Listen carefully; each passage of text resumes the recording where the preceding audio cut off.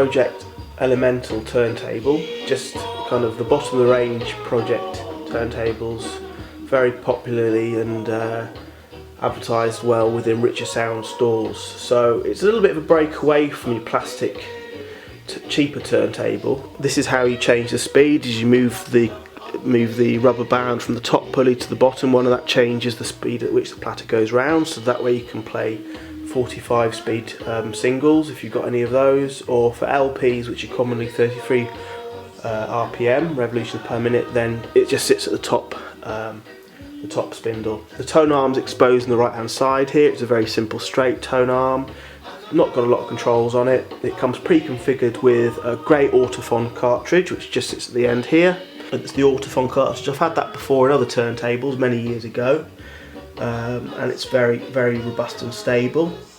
You've then got very simple controls, a mechanism here to just raise and lower the tone arm at the start and end of the record, and just a simple way just to put it back in there. So it really is low fuss. Now, I bought this turntable specifically because I was worried about the height of plastic turntables in the unit I was going to be putting it in, because it's got very low sort of headroom, low clearance for putting up a plastic shell, maybe if it's got a lid. So this is a very reduced cut down turntable, and it works very effectively in that space, as you can see from my beginning video. Around the back there's a 15-volt power connection that's powered by a wall plug, and also here's your phono leads that are hardwired in at the back there. So it's very simple arrangement of wires at the back. Those wires, for simplicity, I just bought a Pro-Ject phono box moving magnet preamplifier for it. I just got that from Richer Sound as well, so just for simplicity. And with that you've got the three kind of phono, well, two phono connections, and then there's another lead here which is a kind of an earth lead that goes to the turntable just to stop any extra buzzing.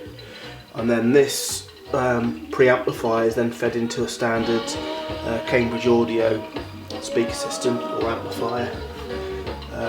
The job of that preamp is just to bring up the levels of the phono just enough so that it's not too quiet in the amplifier, and it amplifies certain signals, bass signals for example. Underneath you have got a kind of it's quite heavy, I think they call it a bit of granite, or it's kind of manufactured granite here.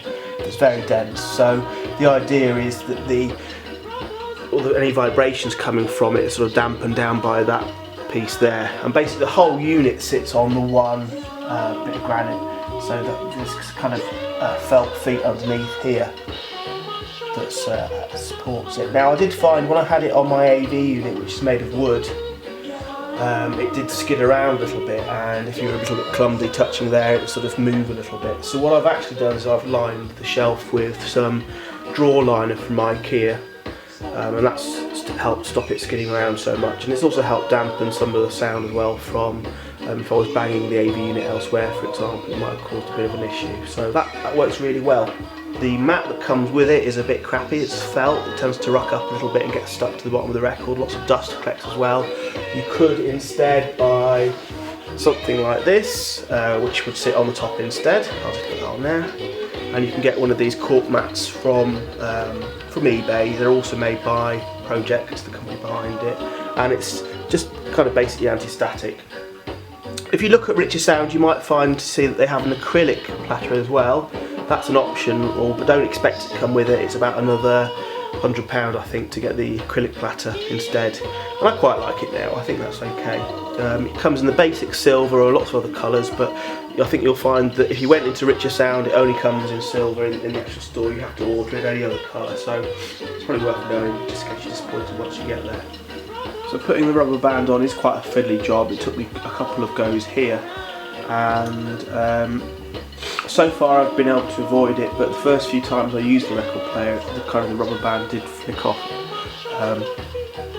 So I try to avoid it now. I just take off the record very gingerly when I take it off and pop another one on, and so far it's stayed on.